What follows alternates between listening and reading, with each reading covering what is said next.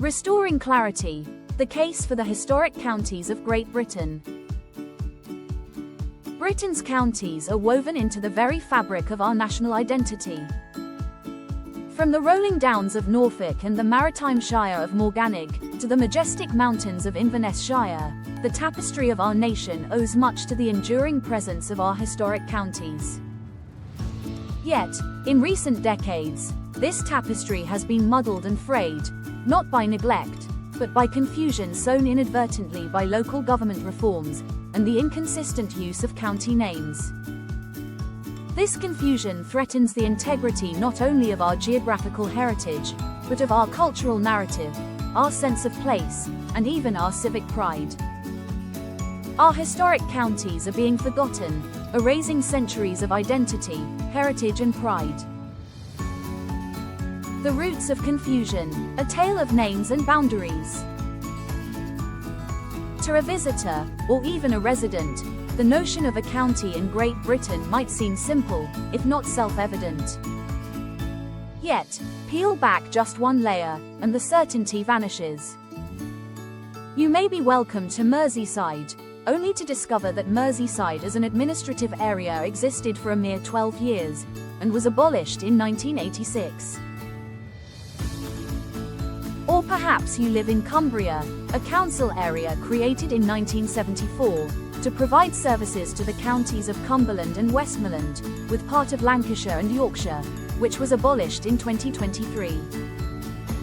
For centuries, the historic counties served as the primary building blocks of local identity. They provided the backdrop to our histories, the allegiance for our sporting teams, and the structure for everything, from locations to census returns. Then, beginning in the late 19th, and accelerating in the 20th century, Parliament enacted sweeping local government reforms. County councils were created, abolished, enlarged, divided, and renamed. Sometimes new authorities were invented, that Parliament called counties, but which were not counties at all, while the actual counties were merged, split, or shunted aside for administrative purposes. This fluid administrative landscape has left the public adrift, in a sea of county names, many used interchangeably, but with vastly different meanings. Today, local councils may call themselves by names that echo historic counties, or, just as likely, by the names of administrative creations with no deep roots in local consciousness. The result is widespread confusion, a dilution of historic identities, and a disservice to both heritage and community. Why historic counties matter? Some may argue that this is a trivial issue, a quirk of history, with little bearing on the present. But the importance of historic counties runs deeper than mere nostalgia. They represent a living link to the past, a framework for belonging, and an organic geography that has shaped local culture for centuries. Historic counties precede the administrative inventions of the 19th and 20th centuries by many years, in fact more than 1,000 in some cases. Their boundaries are time-honored, reflected in local traditions, dialects, and folklore. They define where we were born, where our ancestors lived, and where communities have flourished for generations. When local authorities confuse or conflate these historic boundaries with their own, often short-lived administrative units, it severs a link with the past and clouds our understanding of who we are and where we come from. It also complicates the vital work of historians, genealogists, and archivists, who rely on stable, well-defined county boundaries for their research. Most importantly, the historic counties are the geography of our islands. The geography of the past, and the geography of today. They are not council areas, or any other form of administration. They describe where places are located, not who empties the bins. While each historic county may have originally been set up for some public purpose or other, long before the beginning of the 19th century, it was their geographical and cultural identities that were paramount. The counties were always considered to be territorial divisions of the country, whose names and areas had been fixed for many centuries, and were universally known and accepted. As the notes to the 1831 census state. From the Domesday Book of the Conqueror, AD 1086, it is known that county limits have since that time undergone no alteration. In fact, they have been jealously maintained. A confirmation that those who assert that county boundaries have always changed are wrong. The current landscape, an alphabet soup of counties.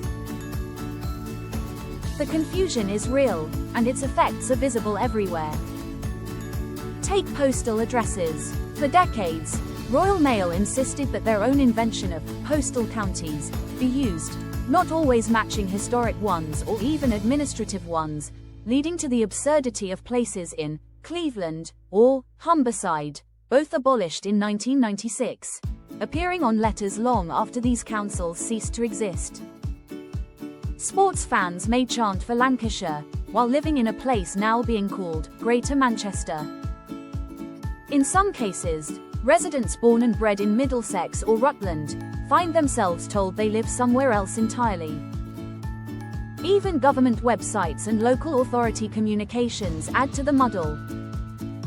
In one place, Nottinghamshire might refer to the historic county, in another, the admin county, elsewhere a ceremonial county, with yet another set of boundaries.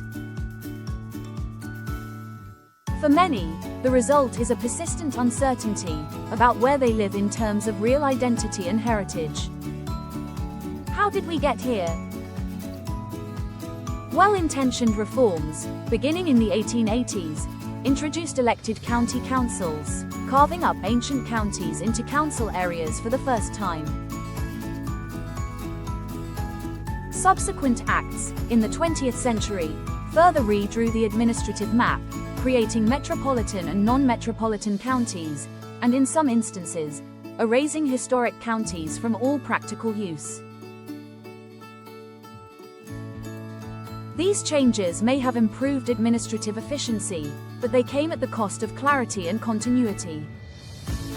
Moreover, the practice of naming new administrative areas after historic counties, while drawing their boundaries differently, has only deepened the confusion. Even ceremonial counties, used for purposes such as lieutenancies, rarely correspond with the boundaries our ancestors would recognize.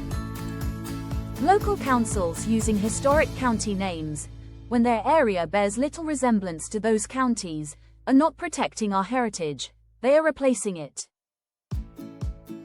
Remedying the confusion, a path forward. The solution is not to abolish modern councils, or to turn back the clock. Rather, it is to restore respect and clarity to the concept of the historic county, ensuring that it is recognized and celebrated, alongside any administrative units.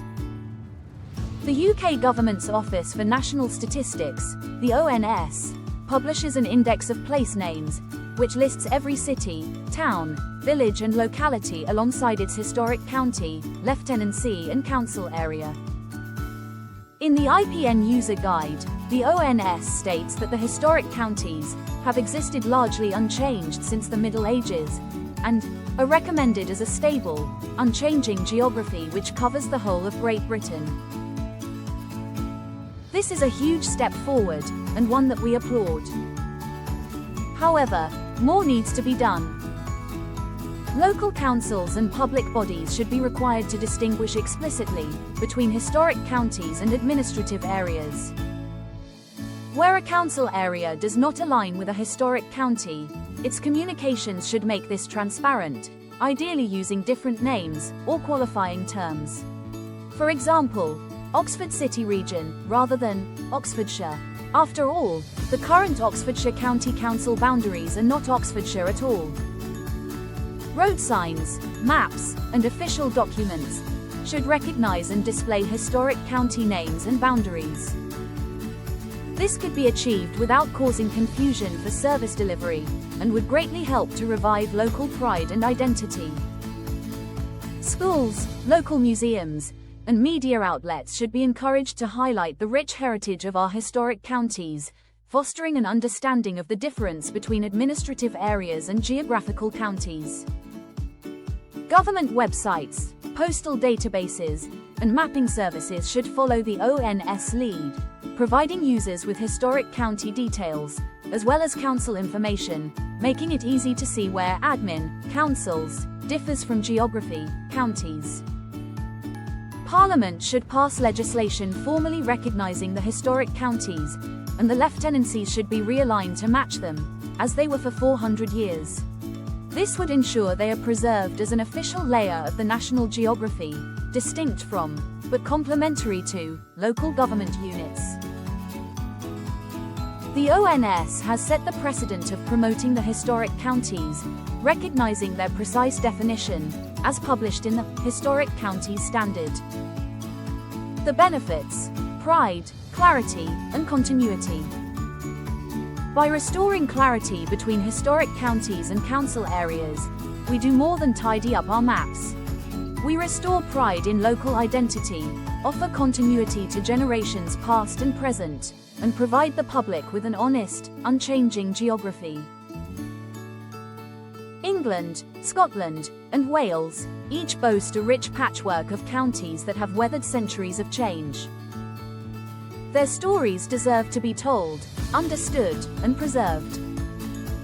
Moreover, this clarity would help newcomers and long-standing residents alike. For those tracing their family histories or seeking to understand local traditions, knowledge of the historic county can be transformative.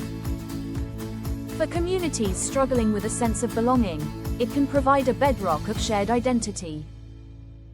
It would also end the need for local authorities to jealously covet the name of their council. Lancashire and Oxfordshire councils are examples of authorities who seem to believe that their council boundaries are actually those counties, when they are not.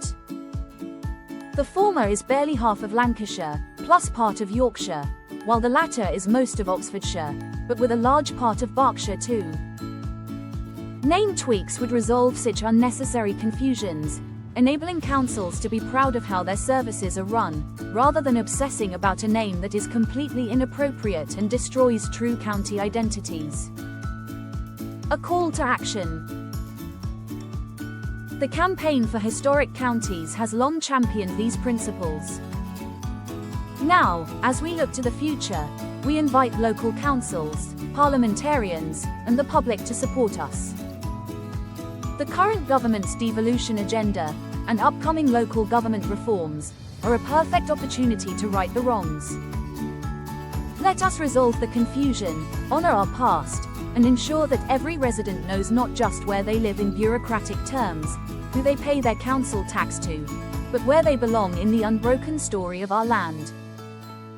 The historic counties are not relics, they are living, breathing parts of our national story. Let us give them the recognition and respect they deserve. For more information, and to support our work, check out our website, realcounties.com, and socials, @realcounties. Don't forget to like, subscribe, and hit the notification bell, for more engaging content on our remarkable historic counties.